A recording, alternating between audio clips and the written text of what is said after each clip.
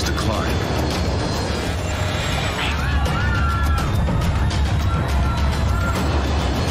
Stables is preparing to pilot Emery Worldwide Flight 17. His first officer is George Land. They're hauling freight across the country aboard a 30-year-old DC-8 cargo plane. Hi there. Is that the load plan? Just before they're finished up and loading the last couple of containers, they would give us a list of all the freight containers and how much it weighed and what position on the airplane it was. Here you go, boss. Then we'd take that information and we would calculate the weight and balance on the airplane and make sure that it was all correct. Airspeed's alive. Alive here. 80 knots. 80 knots. Elevator checks. Just another routine takeoff. V1. Rotate. But as the nose wheel leaves the ground, the DC-8 pitches upward much more steeply than it should. Watch the tail. They recognize that they have an issue during the course of the airplane actually starting to rotate as it lifts off the runway. V2. Positive rate. The sudden takeoff is quickly followed by an uncommanded left bank. I got it. You got it? Yeah. This is anything but routine. We're going back. What the hell? The center of gravity's way out of limits. They need to return to the airport as quickly as possible. Emery 17 emergency. Emery 17, say again? When a pilot declares an emergency, that really cues an air traffic controller to know that this isn't just an abnormal situation, this is a critical situation. The ground proximity warning begins to sound. We're sinking. We're going down, guys. All right, all right. Okay, we're going back up. The DC-8 starts climbing again. Roll out, roll out. But the pilots are still struggling for control. Emery 17 extreme Balance problem. Emery 17, roger. The airplane started to go into these big perturbations, dive and then climb, dive and then climb. They push their control columns all the way forward in a desperate effort to level the plane. Power. More? Yeah. Captain Stables and his crew have managed to get their crippled plane to within sight of the runway. It was working very well. He made it almost all the way around to the backside of the airport. They knew if they could get back to the airport, there was going to be crash fire rescue that would have been able then to help them. They've now got less than a mile to go. They're still trying to look ahead to figure out what needs to be done next. But they know that sooner or later, they got to get on the ground.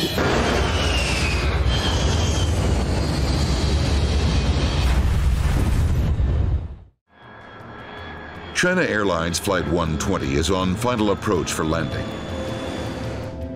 They're now less than a minute from the runway. T20 10. It's a textbook landing.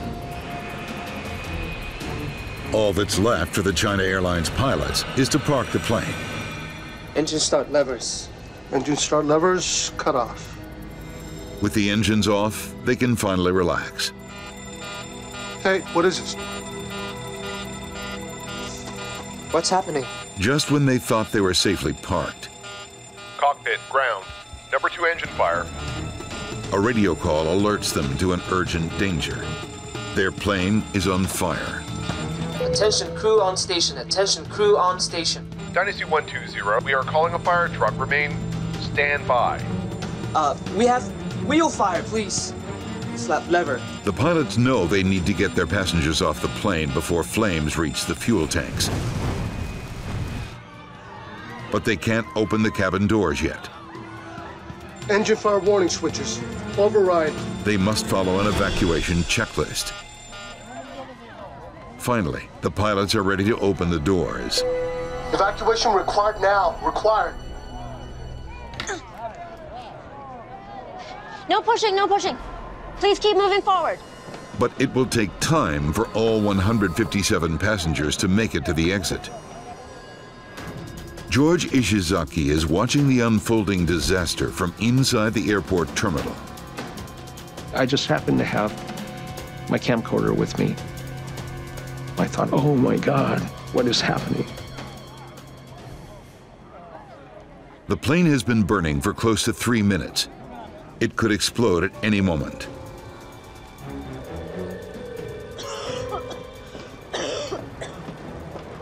Captain, all passengers are evacuated. You're the last one. Typically, the captain will stay until everybody's off, and he will verify that the airplane is empty. The pilots have put their passengers' safety first. But now, it may be too late for them. You're gonna have to climb up through the window. You first. Sir. All 737 cockpits are equipped with an emergency escape rope.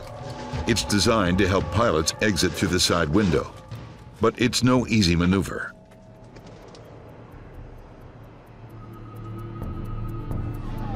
Then,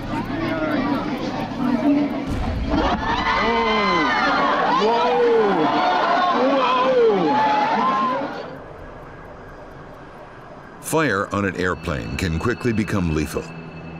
Incredibly, on Flight 120, all 165 people on board have escaped unharmed. I've never heard of any evacuation where somebody wasn't hurt. To get this many people off in such a dire circumstance in a very short period of time with no injuries is miraculous. We have a developing story, as you may have heard. There is a civilian Learjet. News of a rogue Learjet flying hundreds of miles off course has captivated the nation.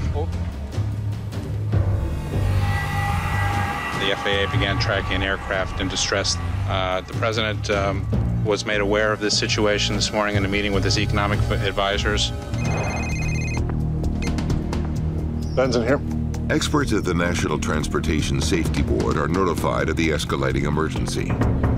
Give me a map. Okay.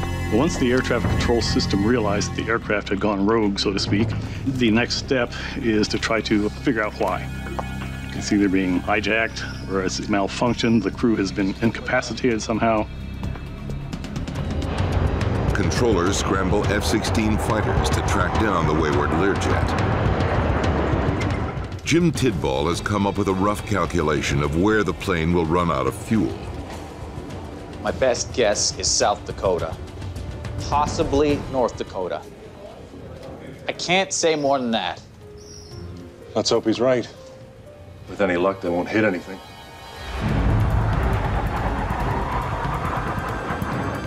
In the air, the F-16 pilots have caught up with the rogue plane. The windows of the aircraft provide an ominous clue. No movement and windows covered in frost. The Learjet is now a ghost plane. Can we narrow down the crash site anymore? With no hope for the passengers and crew, the only focus now is on where the plane will come down. According to calculations, the jet is almost out of fuel. At 10 minutes past 12, it happens.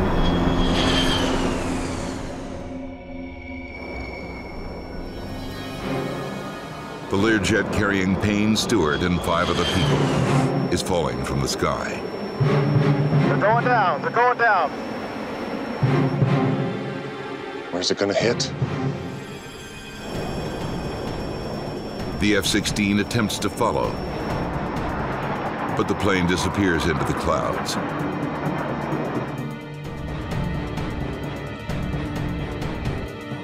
It drops below the radar.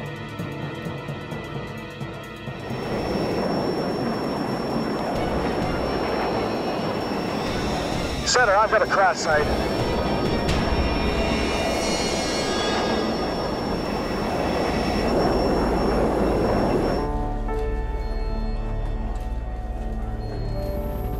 Payne Stewart's Learjet has slammed into a hayfield in South Dakota. There are no survivors. Amid growing confusion in the cockpit, the pilots of Flight 2120 still don't know that there's smoke in the cabin. All they're dealing with is just all the alarm bells going off to indicate that equipment is failing left, right, and center. But mechanic Jean-Paul Philippe realizes they're in serious trouble. An onboard fire has the potential to consume the entire aircraft in seconds.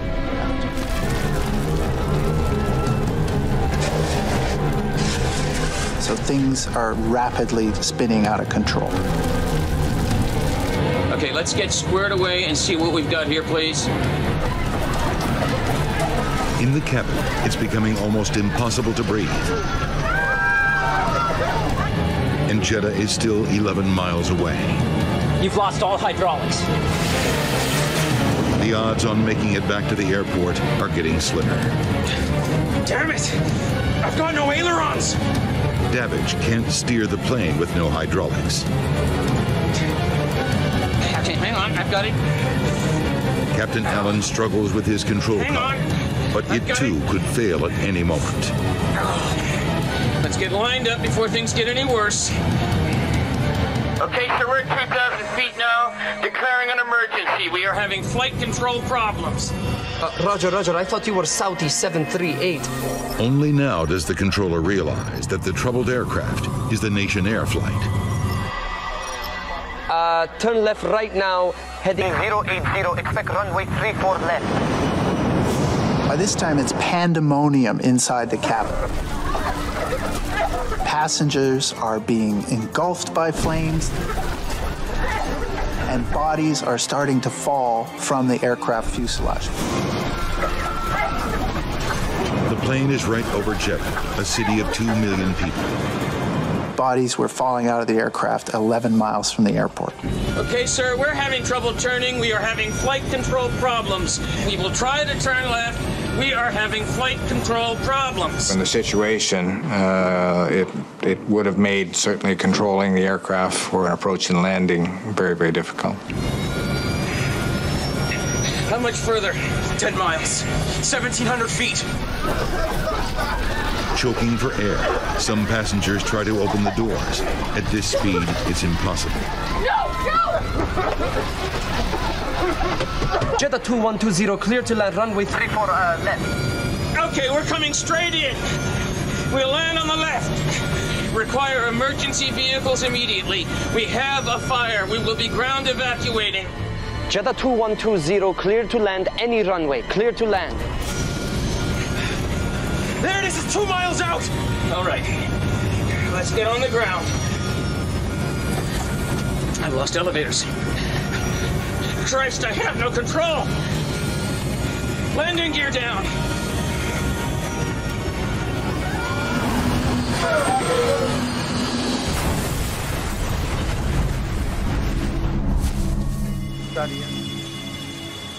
The fiery explosion and sudden impact with the ground has all but obliterated Flight 2120.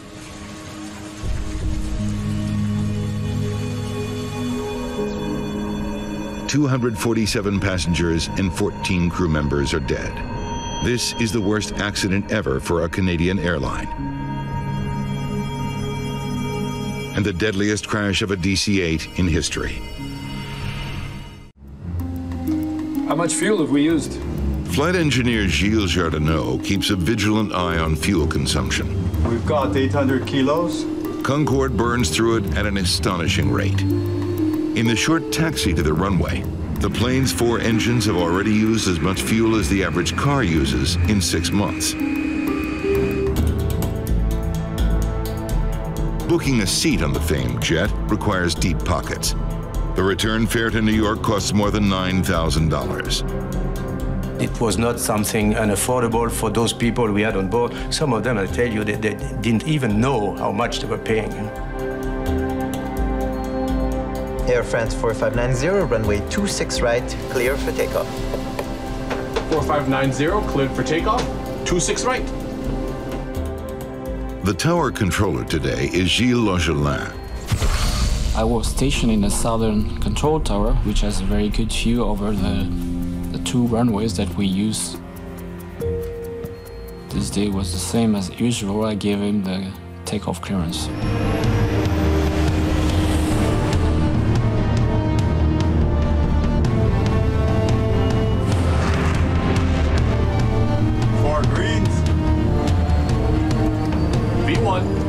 The first officer tells the captain they've reached V1, or decision speed. They're now going too quickly to abort the takeoff. You cannot stop anymore. You have to go on. You have to continue takeoff, whatever happens.